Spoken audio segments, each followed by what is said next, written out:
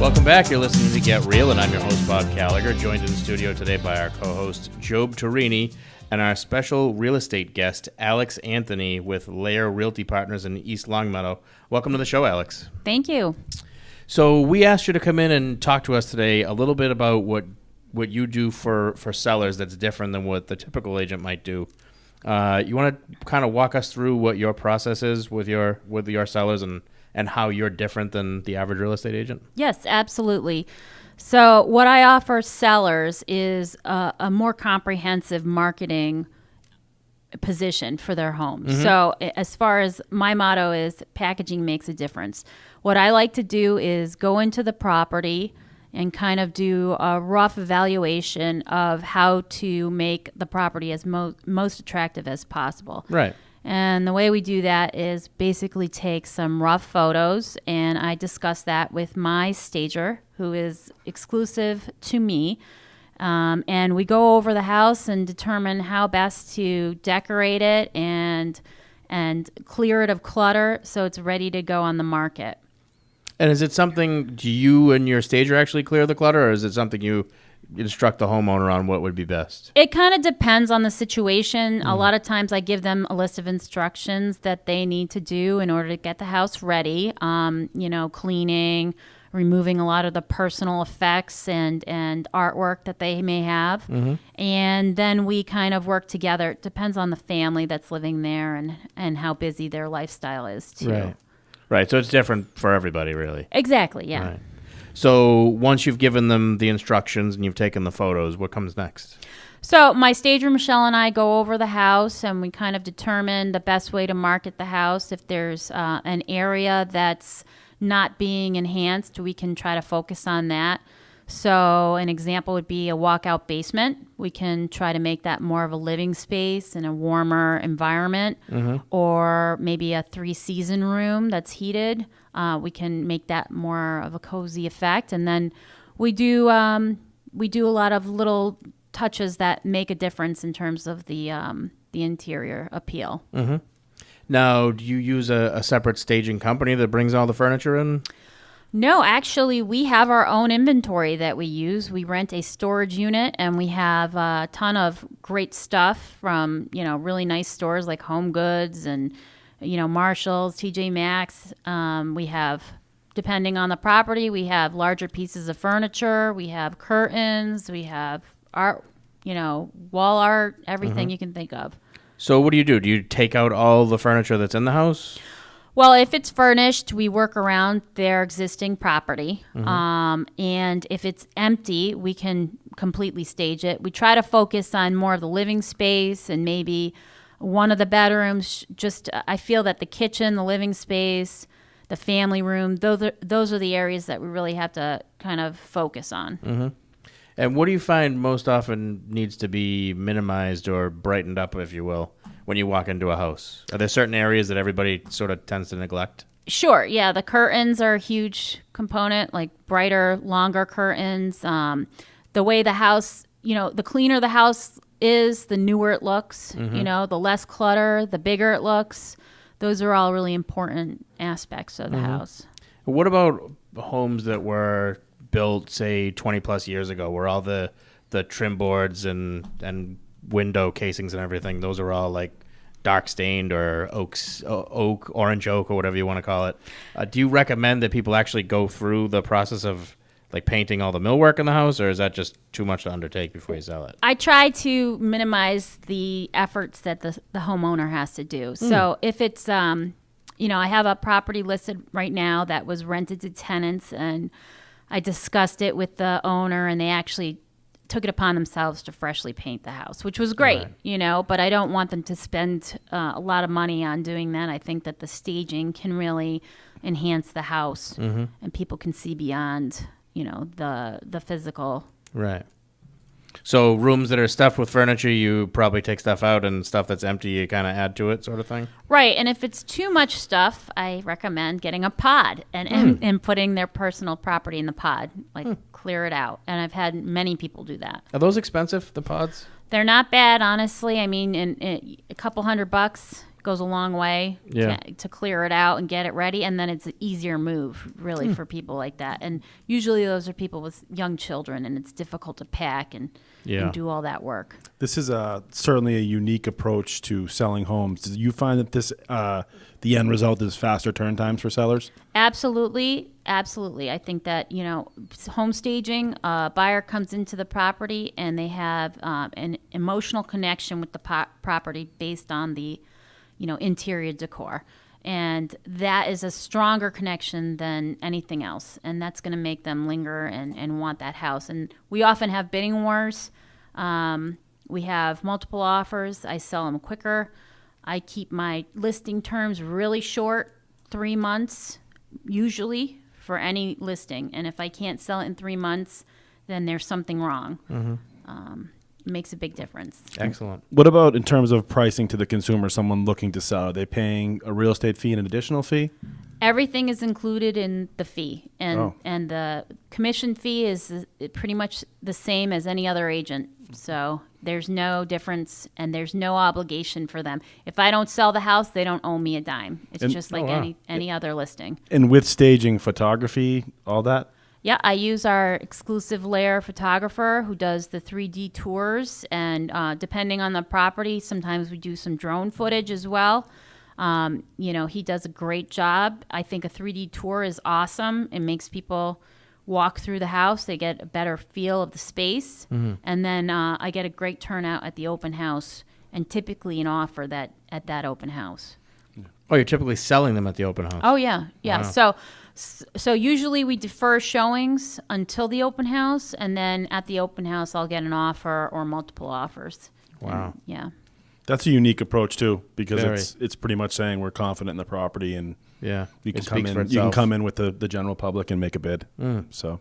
Yeah. And is that typical for the area, or is it more the houses that you're staging that you're seeing bidding wars on? There are bidding wars right now. The lack of inventory is definitely present in Western Mass as well.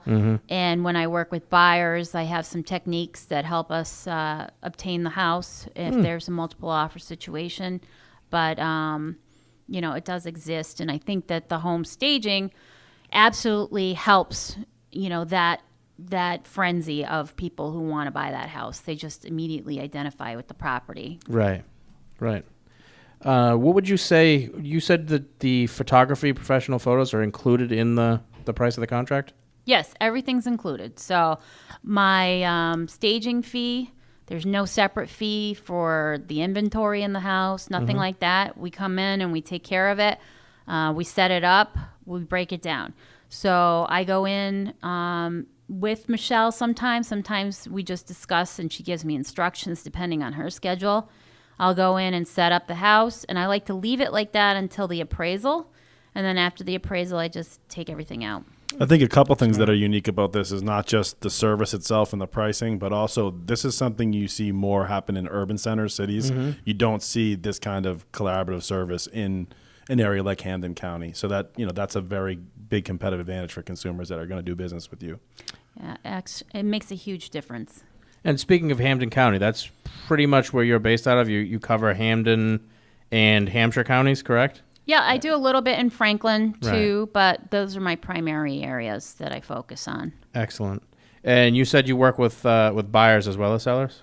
I do, yep. A lot of buyers today so first-time home buyers have noticed a trend where they are able to see beyond, the actual structure and what it could potentially be, but anybody who's kind of upgrading, I feel like they have difficulty in seeing beyond the cosmetics and what they can do to enhance the property. They just kind of want it to be done.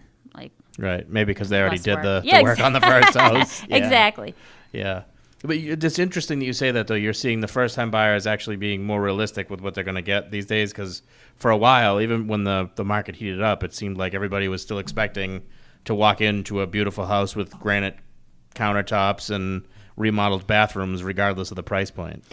Yeah, I've noticed that sort of window opening up a little bit more where people are realizing they have to do a few things here and there, and they're getting, and I think that happens after they've lost a few opportunities with other houses, or, their expectations have just been, had to be adjusted really with what's available.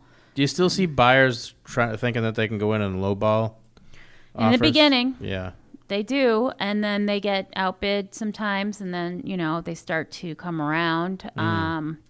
It's just the way the market is right now, and I explain that to them all the time. I feel that the values are obviously being driven by the lack of inventory, and, you have to really be aggressive if you want that property. So we try a few different techniques. Obviously, I try to have a good relationship with the co-broke and make sure that they know I'm going to be, very pleasant to work with and responsive. And I instruct the buyer. Oftentimes, a personalized letter does make a difference, especially if it's a homeowner who's lived there for 40 years and raised their family there.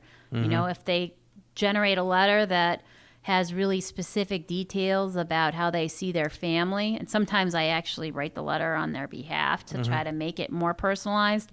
That really, makes the seller feel, wow, this is somebody who really loves my house, and they're going to take care of it, and they're going to raise a family here, and, they're going to love it the way I loved it. So that can make a difference. It's not just the bottom line. Right. And then also, instead of just blindly overbidding, I like escalation clauses in the provisions, which puts a very specific dollar amount that they will exceed another competing offer by up to a certain cap. So that way we're not blindly just throwing out like this over-asking number on an offer. And that way I know that my client is comfortable with where it stops. They don't have to go over a certain budget. Do you see a lot of cash offers in that area? Yes, actually. I've had 3 cash offers this year, cash deals that have closed, People that were flipping, or people that just had the money to just people that have money. Wow. Yeah. That's very, very interesting. Do you see a lot of flipping out there? I mean, it seems like everybody's flipping these days. I see a lot of flipping. It's a little bit worrisome in a way, because I feel like that's kind of affecting, the market, skewing values a little bit. But yeah, I do see a lot of that. Right. Is it people that are buying rundown properties and rehabbing them, or is it more people trying to make a quick buck? It's both, I feel like. Yeah, some of them, I've seen flips where they just painted everything gray, and that's considered a flip. And then I've seen, people who really put in new, do nice work too, like really nice finishes. Right. And it seems like the best deals for those people are off market, and they have, their ear to the ground, those investors, and know the, elderly that are maybe downsizing, and they scoop it up. Right. That kind of thing. So what's the typical homeowner or home buyer, first-time buyer buying in your area as far as what you're used to seeing? Like location? Not so much location. Like, is it capes, ranches, splits, colonials, and kind of what the price point is? Kind of want to let everybody that's listening hear what the difference is out west versus what they're seeing, inside 128 or even inside 495 these days. I've seen a lot of ranches this year for first-time home buyers, and I think that it's, with the capes, especially with people that have like really very young children and families, they want to be like all on one level, and they can't really afford the colonials a lot of times, at least in the area I'm working in. So that's like the 250 plus threshold usually. And these people are in the 180 to 230 range kind of thing. So they're usually settling on ranches, things like that. Older or more updated for that price point? Like they're not updated at that price point. I gotcha. As it used to be, especially if you were even out on the 495 belt, everybody assumed that once you go past Worcester, all of a sudden you can buy huge houses for real short money, and it doesn't seem like that's the case anymore. Nope. No, I don't think that is anywhere. Maybe there isn't. Maybe like down south. Yeah, I'm starting to wonder. I mean, Florida's the same way now. You used to be able to get a lot of house in Florida, and now you can't anymore. It's kind of crazy the way things have changed. Do you have the same issues in the western part of the state as far as first-time buyers having shortages of homes that are affordable? Or Yes. Yep, absolutely. So I convince my people. Sometimes they're just even interested in going to see the house based on what's online. And I said, you really have to go and see the house and see the space, because not everybody markets a property the way I do when they're a listing agent, and it doesn't like show as well as you see online. Right. You have to go in and check it out and see what could be updated to really make you comfortable. Let's look at the space and the location and then go from there. Right. So I'm going to give out some information. If you're listening right now and you'd like to talk to Alex Anthony from Lair Realty Partners about listing or buying anywhere in the western part of the state, particularly in Hampden and Hampshire counties, you can reach her at 413-949-1619. Again, it's 413-949-1619. And before we wrap up, we've just got about a minute or so left, Alex. Anything that you could give for advice, a quick tip for people that are getting ready to sell their houses, something they could do to kind of prep for it? Right, yeah. If you love your dog and you have a painting of your dog on the wall, that may not appeal to everybody. So just try to keep it objective and keep it as neutral as possible so that they can imagine themselves there. And that's really depersonalizing the property. Right. Excellent. So I'm going to give out your contact info one more time. It's Alex Anthony at Lair Realty Partners in East Longmeadow. You cover Hampden and Hampshire counties and the surrounding areas. And if you'd like to reach Alex to talk about buying or selling, you can call her at 413-949-1619. Again, it's 413-949-1619. Thanks for joining us on the show today, Alex. Well, thank you for having me. We're going to take a quick commercial break. We'll be back with more Get Real after this.